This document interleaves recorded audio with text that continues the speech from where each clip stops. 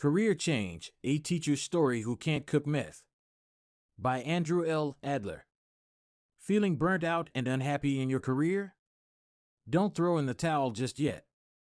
Changing careers, especially as a teacher, can be a scary proposition, but it's a necessary step for many of us in order to find the fulfillment and happiness we deserve in our work. As someone who took the plunge and changed careers at age 30, I understand the fears and doubts that come with making a career change. But during my career change, I recognized the valuable skills and experiences I had that could be transferred to a new career. So, after much contemplation and soul-searching, I decided to go for it and pursue a new career path. It wasn't a cakewalk, but with determination and hard work, I was able to find a career that I am passionate about and that allows me to make a positive impact on the world. If you're considering a career change, don't let fear or doubt hold you back. Take the time to reflect on your transferable skills and what you are truly passionate about, and don't be afraid to take the bull by the horns and chase your dreams. As the saying goes, the only thing you'll regret is the things you didn't do. How I knew it was time for a career change. Loving your own rebellious teenage child is hard enough. Now imagine handling a class full of teenagers. Still, these hormonal psychopaths can be excused, but school administrators are usually the last nail in the coffin of many school teachers' careers. It was the same for me. Lack of funding, lack of support, and a long list of problems that start with lack made the job unbearable for me. My state license started to look more like a cage than something I was proud of. Fun fact, the average well-being score among teachers is 38.7, where a score below 41 indicates a high chance of probable clinical depression. I didn't know the statistics then, but I did know what I was feeling. After much deliberation, I made my decision. I didn't know what else I could do yet, but I was sure I would rather drag my balls through glass than spend my life stuck in this lousy job. Some might hate me for calling the teaching profession a lousy job, but if you look at the stats, you will see my point. Transferable skills I got from my current job. When changing careers, companies, industries, jobs, and so on, it is critical to understand what transferable skills you have gained from your current job. My exhausted brain couldn't just figure it out, and my current salary didn't provide enough money to afford a good personal career consultant. So I had to figure it out all by myself and make a list of my transferable skills. I suggest you do the same. Leadership skills. This skill comes naturally in the education sector. A teacher is a coach, a guide for young minds full of physical energy. Without leadership skills, I think the kiddos will chew me up and spit me out. Being friends with them is nice and all, but sometimes you must show who's the boss if you want to survive this job and do something that will add value to your students' lives. Organization skills. This goes without saying. You can't exactly go willy-nilly in a classroom full of students without an action plan.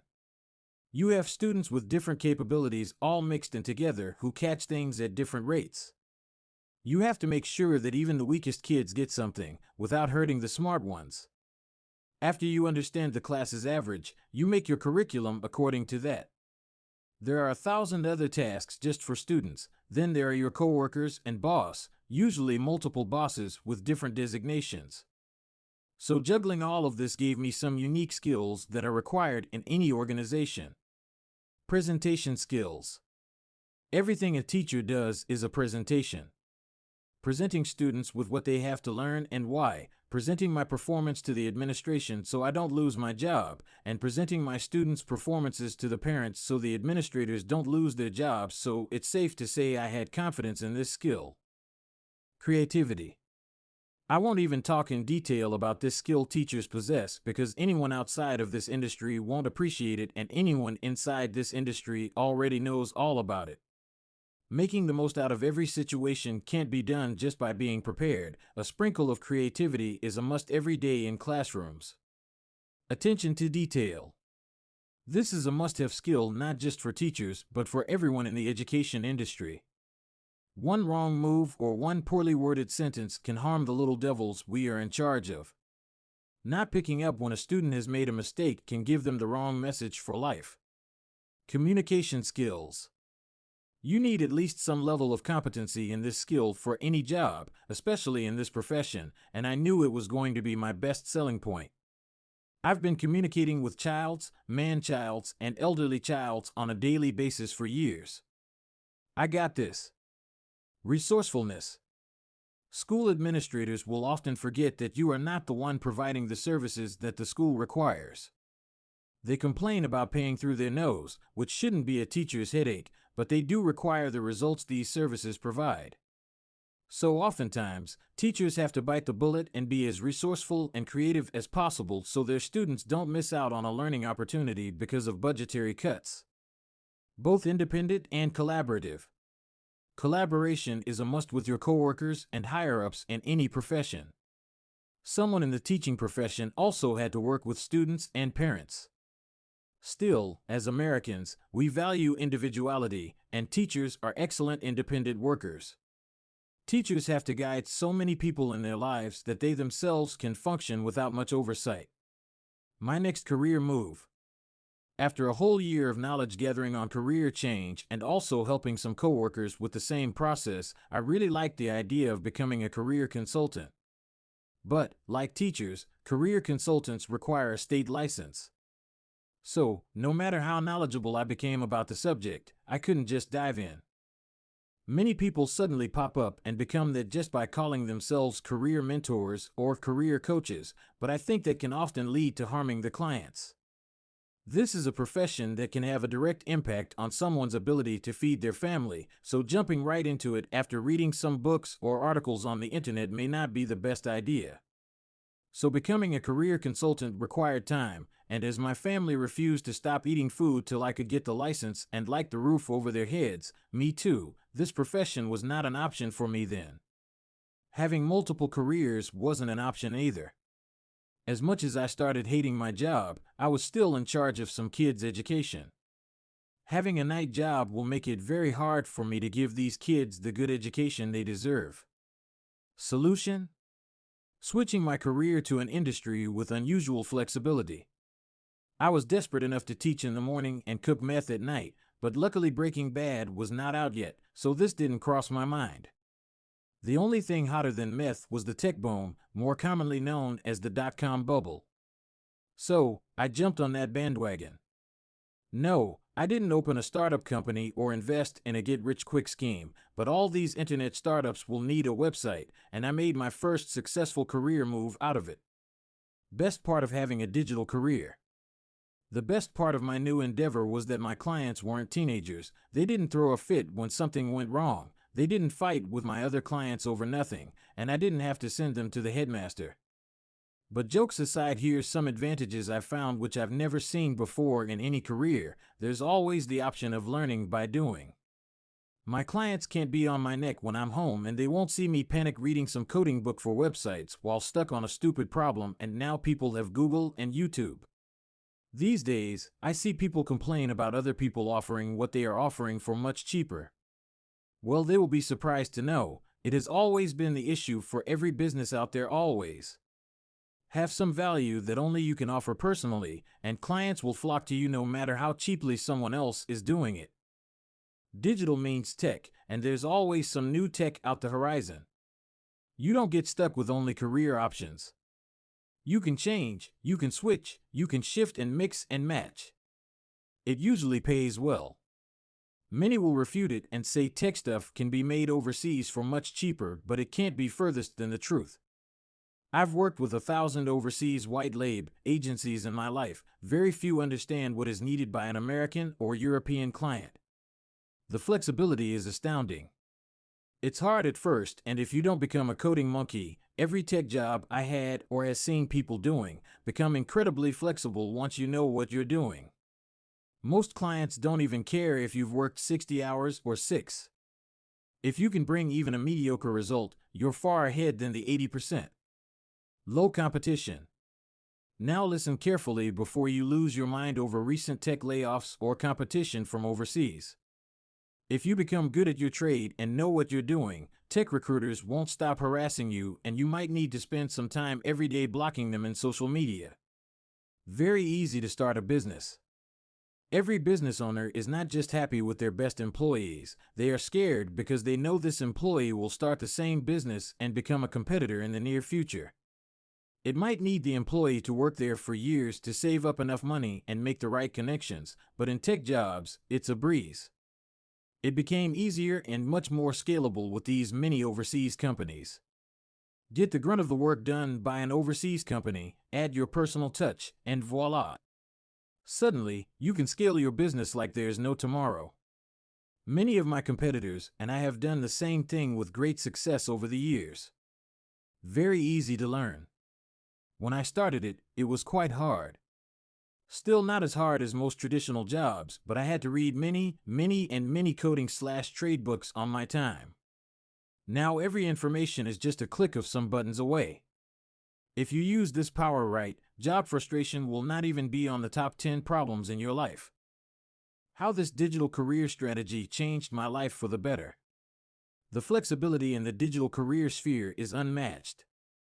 Working in it lets you gain experience and become an expert in a number of sub-industries. By the time you're 40 and have worked in this industry for maybe 5 to 10 years, you can decide if you want to continue doing what you're doing or start your own business using the knowledge you've gathered here. I changed my career at 30 and never had to look back. I began with freelance work the first year. By the second year, I had multiple job offers from the companies I was freelancing for, and by the fifth year, I had my own business, which is still running and more successful than the companies I worked for. This industry is flexible enough that I can earn enough money to hire the best talent and do what I want to do with my life. In my case, becoming a licensed career consultant, it is now much easier to start your own agency business in America by purchasing some software or hiring an overseas white label agency. I may have failed to help others by being their teacher and teaching them the ABCs of the world, but I find solace in knowing that whenever my students or anyone else's students need help with their careers, I will be there to fulfill my original goal of helping others. How you can understand it's time for a career change. There are no hard and fast rules, but you must understand that it is a major decision in your life. Don't do it because everyone else is, and it may be hyped at the moment. There are 3 questions I ask every client when they seek my support for a career change. 1. Why did you start thinking about leaving your job? Making a career move is not exactly a walk in the park, it's a hard battle. Before getting into this, you should have a long and exhausting talk with yourself in the most unbiased manner possible. Here I'm listing a few things I ask my clients not to do, making a career move out of depression. Many people, when they get depressed, whether clinically or otherwise, tend to remove themselves from everything. It doesn't matter what that is, they will desperately try to change things one by one in the hope of finding relief from their sadness. It is really dangerous for the reasons listed below. Your career might not be the source of your problem, and leaving a perfectly good career path for a new career has a very low chance of fixing the problem for you. Cognitive bias can set in when you're depressed. Even if the solution to your problem is very easy, you'll miss that completely and think a big decision like a career shift is the only way out. Some personal financing strategy is needed when changing jobs. Making a career move out of the blue is not recommended at all. Changing careers can put major financial stress on a person, and that can lead to more severe depression, not less. Making a career move because you're bored. This is a big mistake. Listening to too many motivational speakers can often harm you. I've seen many HRs start thinking about doing sales because sales jobs are often glamorized in Hollywood. While the glamour can be true, a person in HR and a person in sales are often very different kinds of people with different values. These 2 jobs ask very different things of the people doing them. So, don't try something dramatic like leaving your dream job when a simple long holiday would have sufficed. Making a career move because of jealousy. No one ever admits it, but in my long, 25-year career as a career consultant, I've seen how seeing your brother-in-law or any peer make a lot more money than you can have an adverse effect on people. Being jealous or not is your choice, but it's usually not your career path that's holding you back from making more money. It's usually how you do it. The average salary of a computer programmer in the USA is $73,473 per year. This is usually not the case. Most programmers can't even get $30,000 after years of training, hard work, and constant rivalry with the sun and fun in life in general. Whereas an email developer, who might take 6 months to train and knows only HTML and CSS, can make upwards of $150,000 per year when they become good. The ceiling for the coder is much higher. Of course, when you get good, you can make 10 times as much as an email developer, but I think you get my point. If your goal is to make $100,000 or any number in a year, ask yourself, what is holding you back? Industry or your skills? If the problem is industry, by all means change it. But if not, I suggest upskilling yourself.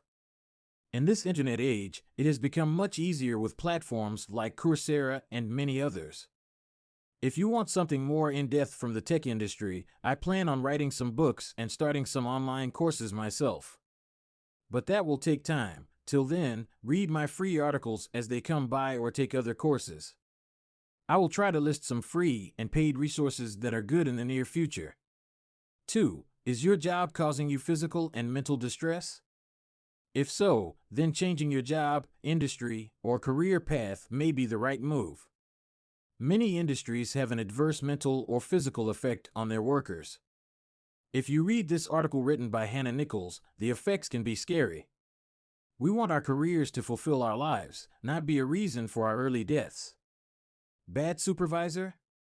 No room for growth? Undervalued? Try your best to leave that place for a better option. No matter how much you're making there. 3. Are your industry's values the complete opposite of your personal values? This is a common occurrence. We are willing to sell our souls to the devil to make money when we are young, but as we get older and more mature, we are unable to carry the toll it may take from our spirit. We find ourselves at complete odds with our personal values and established industry values. We didn't have the time or opportunity to think about it before, but as we get more complete as a person, this is an unbearable weight. This is a clear sign for change if you're experiencing this phenomenon. The perfect job for you. I don't want to give you a BS, high-thought answer like no job is perfect and all that because I know there is. But I can't tell you which one it is. Sorry, I know it sounds like a BS answer too, but with my 25 years of experience, it has shown me that one size doesn't fit all. If I have to do a sales job now and clients call me all day every day, I'll kill myself in 3 weeks, no matter how much money I'm making. My friends who are in sales will literally die of boredom if they have to do what I do and their phone is not constantly ringing. So it all depends on what you like. Now I know you can't try out every job there is in the world, and even gathering knowledge of most of the jobs, careers, or industries is incredibly time-consuming. My solution? Take a personality test to narrow down your choices. Many people will argue that they don't work or are inaccurate, and that a job aptitude test is preferable. That's true, but the problem is, aptitude is the last thing I find people struggling with when they are looking for a shift in career. I'm not telling you to find out if you're an INTP or LMAO. If you answer all the questions unbiased, you will pass the first threshold of happiness, know thyself. Just try to understand what type of career might go with your personality and start working from there. I'm not telling you to not try careers that might not go with your personality, just start from there. You can take a career aptitude test here. For your comfort, I've decided to put out all the mumbo-jumbo stuff and will give you only the jobs that might suit you in the answers. Summary of this long article. To summarize, if your job is putting unbearable mental and physical stress on you, it's a sign to leave. You must have a financial plan in place before embarking on a career change. You must not take a decision like this while depressed, bored, or jealous.